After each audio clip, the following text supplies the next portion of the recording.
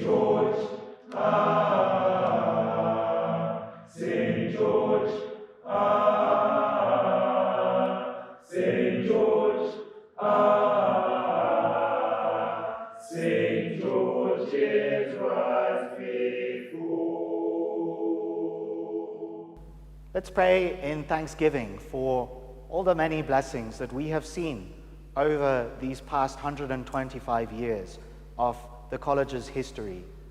Let us pray in thanksgiving for all those who have contributed to making the college this family that it now is, and pray for continued blessings upon the college as it moves ahead to take history forward.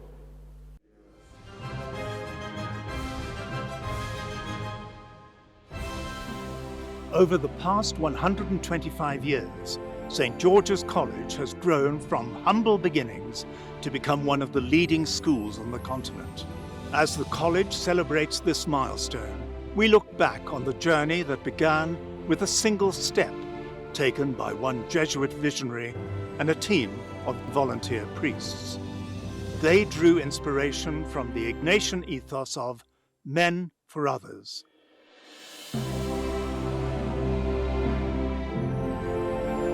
What is so important about any student that comes through those gates of the college is the opportunities that are on offer, both academically and extracurricular. And what sets us apart, I firmly believe, from our worthy competitors is that Ignatian ethos which underpins everything that we do. Indeed, everybody can remember writing in the top left-hand corner of everything that you produced here at the college, AMDG. Ad Majorem Dei Gloriam, and still that underpins everything we do. Jesuit education spans over 500 years. We've been educating for a long time, and the terrain is not new to us.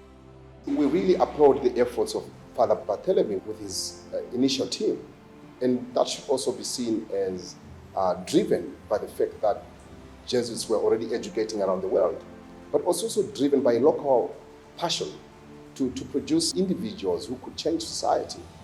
And we've come from a long way from there. As a generation of Jesuits running the schools as headmasters, we also want to see how much we contribute. What legacy are we leaving behind to contribute to that original legacy that was left by Father Barthélemy? Having arrived in Bulawayo, the only teaching facility available to him was a small corrugated iron hut, 2 windows, a door, but he was determined to go ahead, and on the 13th of January 1896, the first 6 boys were admitted to what was then the Bulawayo Boys Public School. Given the conditions in the corrugated iron hut, and given the fact that the numbers of boys were gradually increasing, Father Barthélemy was determined to build a more permanent structure, and in 1898 a building with a small hall and 2 classrooms was built, and it was at that time that the school was named the St. George's Boys Public School.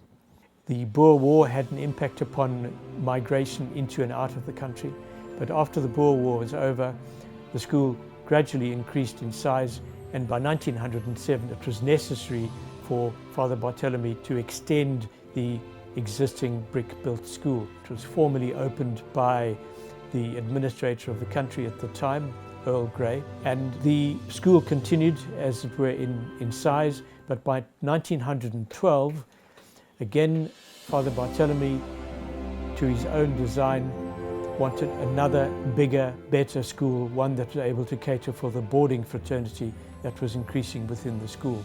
So in 1912, a new separately built but on the same property school was established.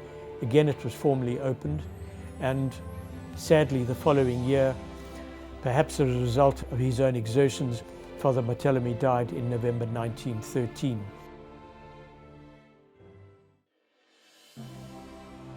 The school continued to grow thereafter, and by the early 1920s it was becoming obvious to the Jesuits that they were running out of space. As the school grew in numbers, the Jesuits decided to relocate the school. Salisbury was fast emerging as the new capital city, and in 1926, the college moved to its current location on Hartman Hill. Effectively, what you saw happening was a move in a period of over 31 years from a tin hut in Bulawayo with 6 pupils to quite a grandiose school on Hartman Hill here in late January 1927. The newly built school flourished. Boys came from all over southern Rhodesia, now Zimbabwe, and from as far afield as northern Rhodesia, present Zambia, and Nyasaland, present-day Malawi. I'm virtually 90 years old. I'm in my 90th year. I went to St. George's College, which was probably the best thing that's ever happened to me in my life. It just transformed my past into a future which has been greatly blessed. And we had 2 prefects, both priests, like Father Weaver and Father Masker. And if one of them ordered you cut, it was the other priest of discipline that had to. So it was very fair. Father Weaver took us for rugby, and I got quite interested and quite good at that. So I represented the college at rugby in 2 years, 1948, 1949. That was a great pleasure. More exciting developments followed, such as the opening of the Byte Hall, construction of more classrooms and boarding facilities in the 40s, and the addition of a new science block in the mid-1950s. When we arrived at college, most of us were young boys from the then Federation days. The classrooms were the old style classroom where we had 1 boy per desk and your little inkwell up in the top right hand corner. We had the normal cricket, made it up to the Colts, and I was a wicket keeper all my time at St. George's. Boxing, we were all good, but you had to be one of the lads to go boxing, and that was with Father Masker. And one of the days he said to me, hit me over the heart, because it was a poor defensive one. And I thought he said, hit me hard. So bang, I gave him a good clout. And I decided after he hit me back that I wasn't going to box anymore. We used to shoot behind where the Byte Hall is, and that was with the school cadets. And I shot there for a while until I left school. We had encouragement at school. Father Nixon, when you were involved with cricket, he was there all the time to make sure, and he would coach you. And so, same with Father Ross and his swimming. He lived for his swimming. As a youngster at St. George's, we grew up as a family. And I think that the seed of how to look after myself was obviously sown while I was at school, as it did for many other guys who became Rhodes Scholars and doctors and lawyers. And, there's been some very, very great guys that have come out of college. At this time, St. George's was still a mixture of boys of primary and secondary school age. So, to cater for grade 6 and 7 boys, Hartman House opened in 1957 with 180 new students. I was one of the first pupils at Hartman House when it opened, and there were many characters, let's put it that way. And of course, one had a classical education. We did Latin, French, Greek. Father Farwell, who was the rector at Hartman House, taught us Latin. He had ways of describing how you learn Latin, which were quite unique. And then there was Father Crean at St. George's, who could actually speak Latin. And then, we had lay teachers too. Wally Dewar was legendary too, because he was missing some fingers on his hand. And he actually had a cast in his office with his hand. The Jesuit ethos was incredibly important to me. I was really I don't know, in awe, I think the word is, or amazed at the rigor of thinking, the concept of being a man for others, and the discipline and the sense of being able to question was very important for science. And it gave me self-confidence. And I like to say that without going to St. George's, I would never have had the confidence. And by that I mean, I've never been in a position since I left the school, and I've given talks to 6,000 people at a time, where I've been involved in interviews, and I've interviewed people, and I've done this and that, where I felt I couldn't handle it. I never ever doubted myself. And I think I got that directly from the Jesuit education. In the 1960s, racial tensions rose in the country. Southern Rhodesia was still a very much divided nation, and the Rhodesian Front government, led by Ian Smith, continued to insist on segregation of races in both private and government schools. This conflicted with the college's drive towards inclusivity and a multiracial school. Despite considerable pressure, which included St. George's threatening closure, the college opened its doors to its first black student in 1964.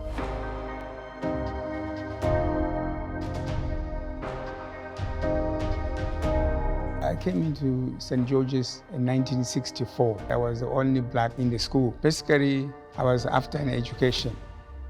My parents were poor, and I was happy to get a scholarship that enabled me to move further in life.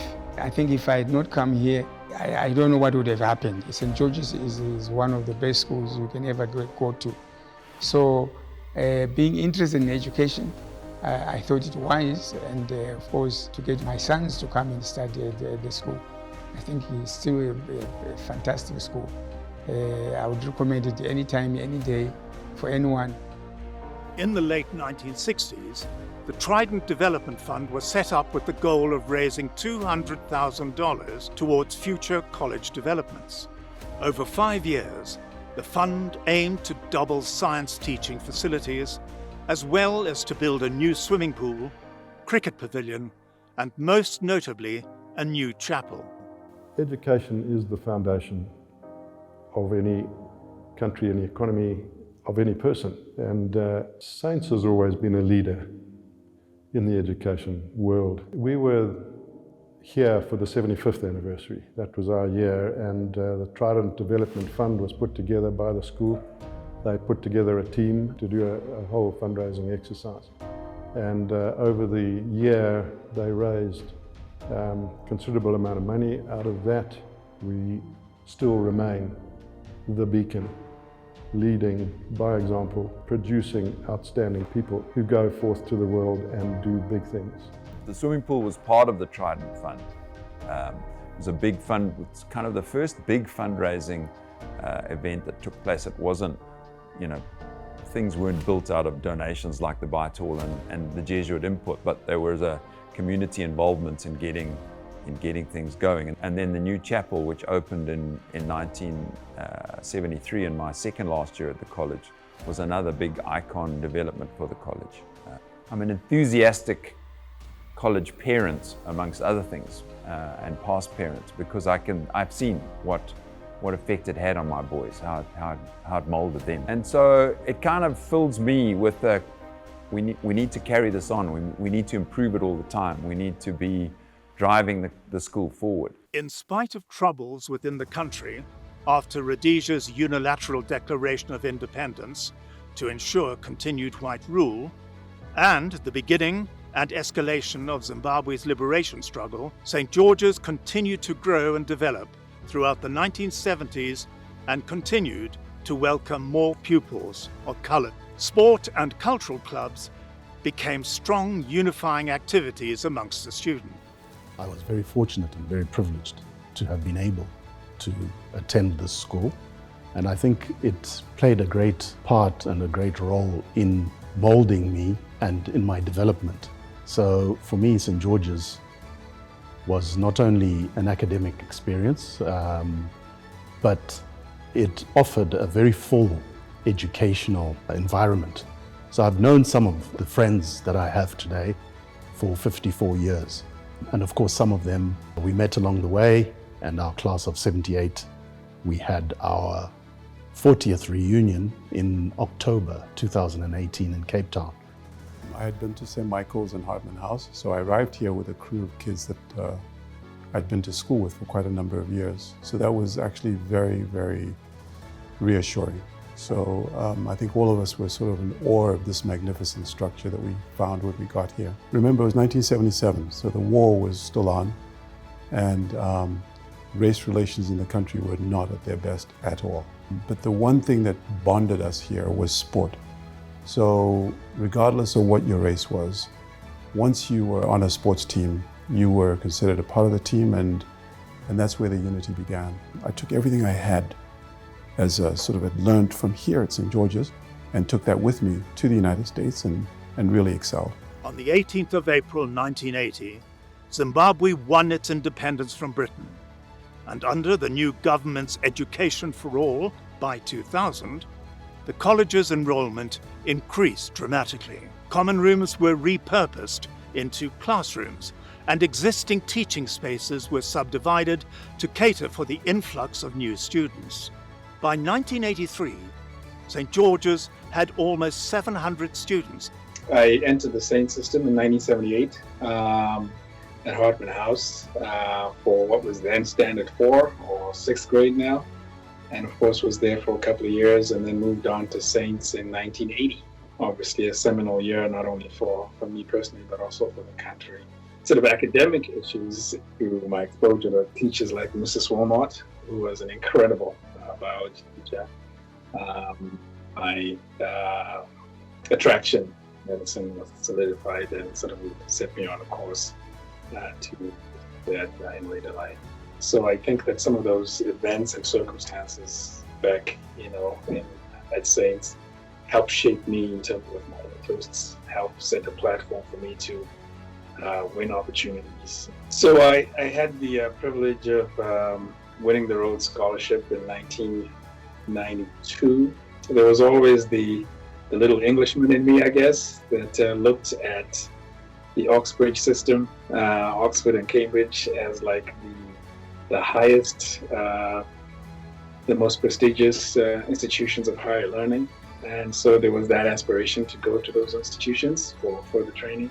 I left St. George's in 1990, but you know what it is like at St. George's, once you're a dragon, you're always a dragon, so you never really leave.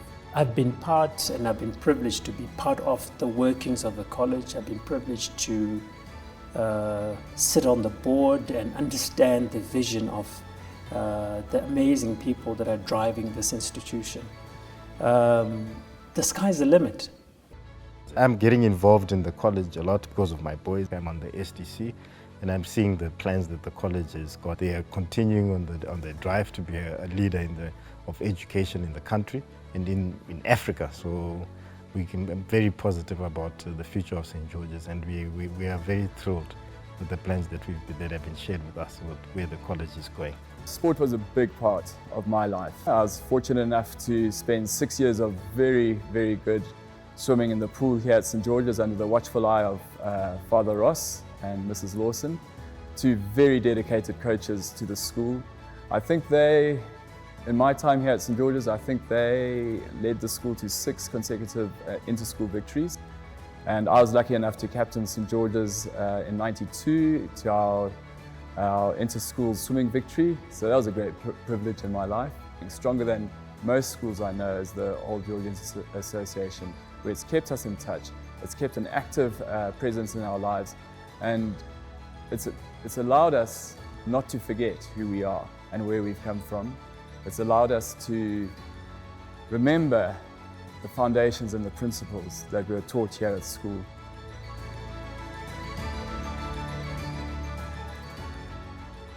Culturally, we were a melting pot of people from different cultures, different countries. We had ambassadors' kids, ministers' kids,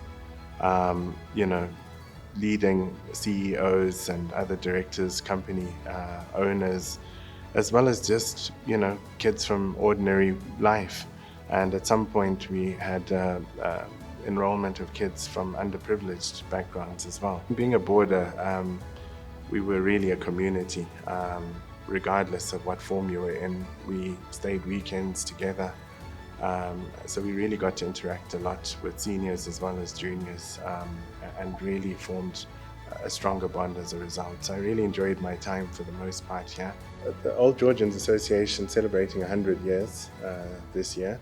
So in terms of weathering the storm, the association to be celebrating 100 years together with the college, 125 years, that's quite significant. In 1996, St. George's celebrated its 100-year anniversary, and various sporting and cultural events were held to mark the college's centenary year. The history of St. George's was also captured in a book, Men for Others, 1896 to 1996, written by Terence McCarthy, who had been involved with the college for 50 years. The centenary year also saw the college build 10 additional staff houses and a new priest's residence. The centenary itself was a good gathering of people. Quite a lot came from South Africa, a lot obviously from Zimbabwe itself. There was a big dinner held for the centenary. There was a mass. There were certainly one sports activity, but we attended, I know, as part of the centenary, the main home game, rugby against Prince Edward that year. And I think overall, the Old Georgians were happy with the celebration and happy with what had been done to commemorate the 100 years of St. George's.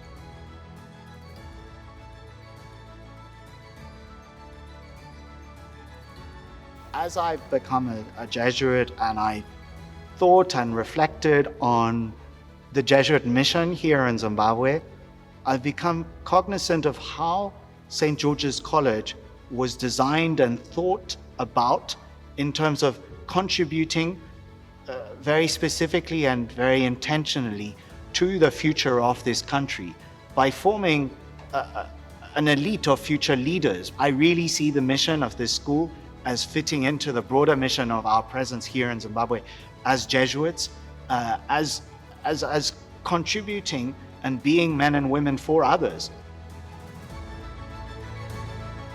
St. George's has been a big part of our family life when you consider that I've completed 46 years of teaching here. Our 3 sons have been to the college, and my wife is also employed by the college. So, you know, it's really part and parcel of our family life. What I've come to realize through my experience here at St. George's College and my understanding of the whole Jesuit pedagogy is that I am not a mathematics teacher. I am not a religious education teacher. I am a teacher of young people. I am a formator of young people. I am there to help them develop as human beings, and I simply use my subjects as vehicles to help me do that.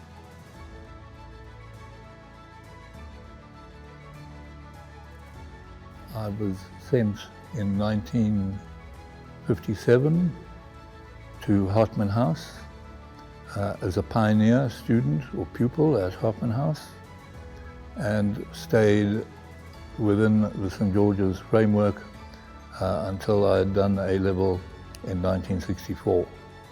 I was appointed headmaster at St. George's in 1997, so I had 16 years as headmaster.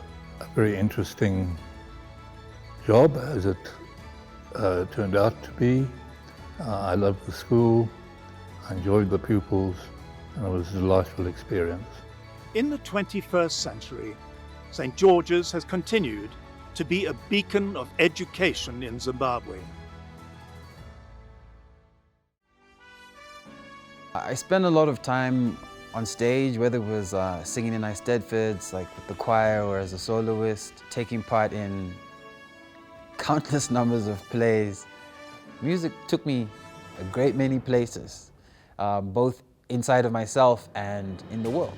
The one year I was asked by Thomas Brickhill to come and read a script, and that movie is what would become Cook-Off, and Zimbabwe's first ever feature film to be selected by Netflix, which was surreal and almost still kind of is, but yeah, that happened. I don't think any of that would have happened in my life had I not been allowed to explore so much while I was at St. George's. I think the legacy of the college is a very rich one. That for 125 years we've been producing people who have gone on to influence several different fields. So for me, I'm proud. I'm proud to be associated with St. George's, and I'll be forever indebted to St. George's for the lessons that I learned while I was there. I remember Mrs. Lawson forced me to do public speaking, and since then, it's something that I really enjoy. I think public speaking is a life skill, and it's a skill that I started acquiring at the college, and I've still used it today in other leadership positions at university, when engaging in debates and so forth. So that's a life lesson that I learned from St. George's that's carried me through until now. In 2013, smartboards and projectors were introduced to most classrooms, and 2018 saw the completion of a new state-of-the-art science centre.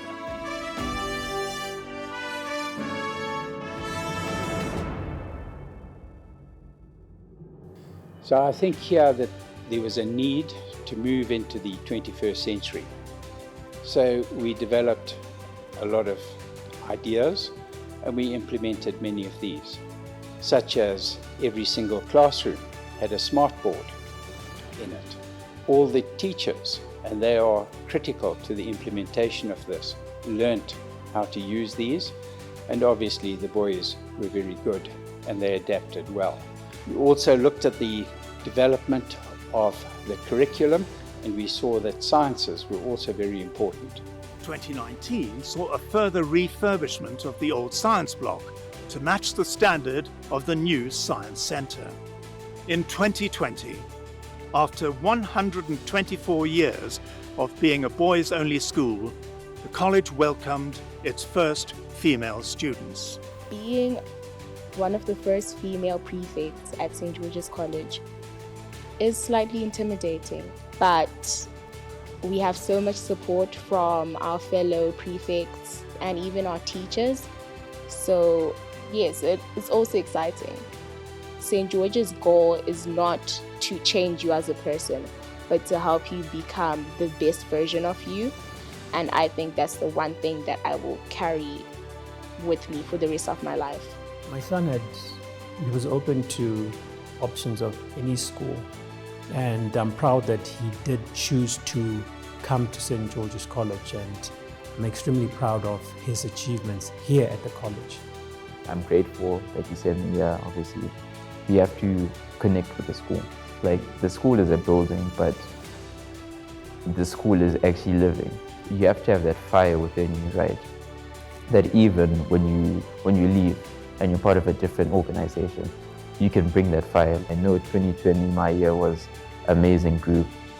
Honestly, one of the best groups I've seen, and that was my family, and I'm grateful to have had that experience with all the prefects, all the non-prefects. Everyone was really together, and I know that when we go out into the world, 2021, moving forward, we're going to be on the big stage, and that's all because of God, and it's all because of this place, and I know that. Building on the success of the past, St. George's embarks on the next chapter of its journey. Whilst the college has systemically changed, our DNA is the same. And anybody visiting the college, as I hope many will do, will always feel that warm blanket of familiarity that will envelop them as they walk through the college and see what is being done in present-day St. George's.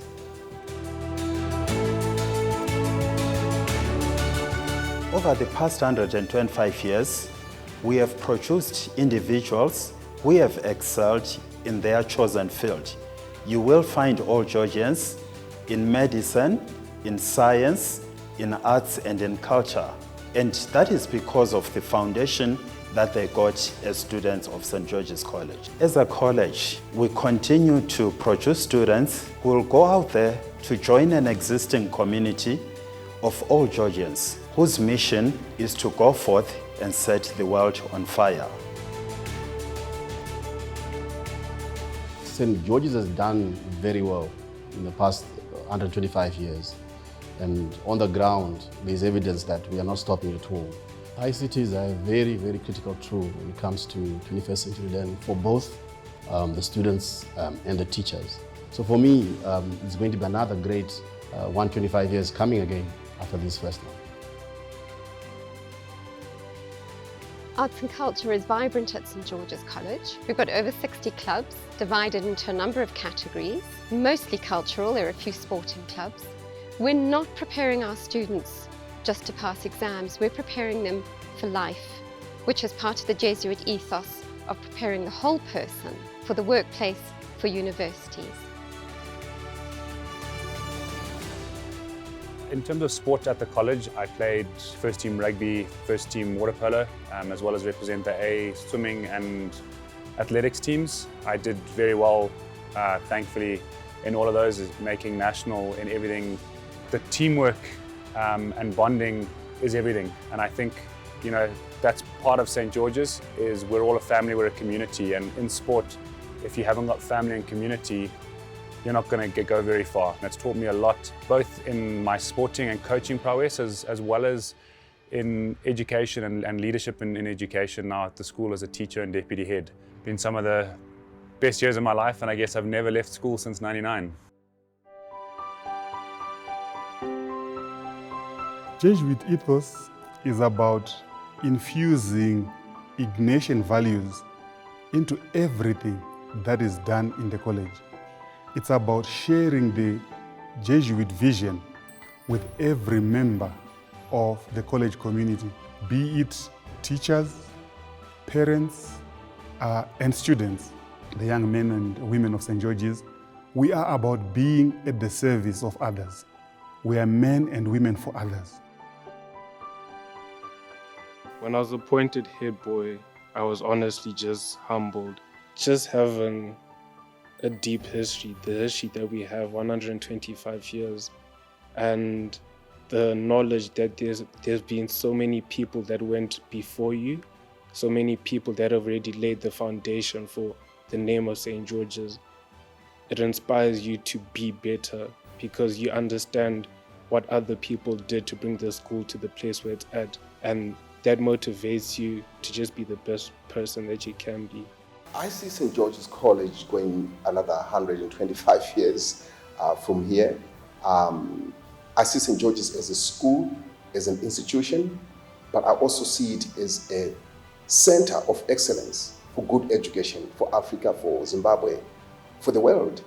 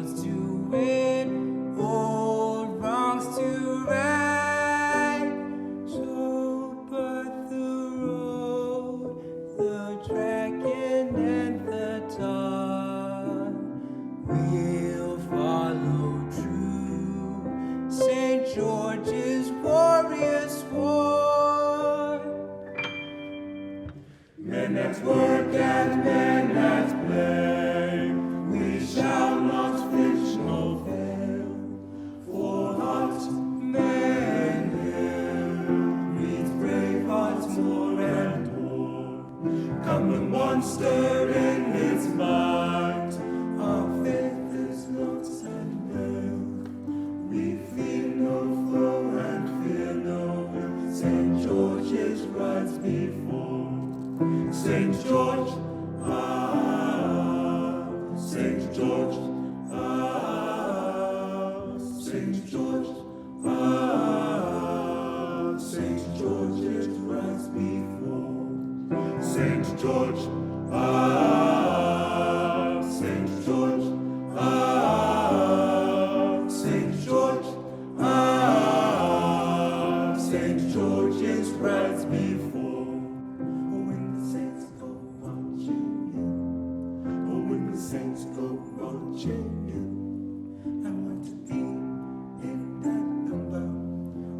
saints go marching in. Oh, when the saints go marching in. Oh, when the saints go marching in. I want to be in that number. Oh, when the saints go marching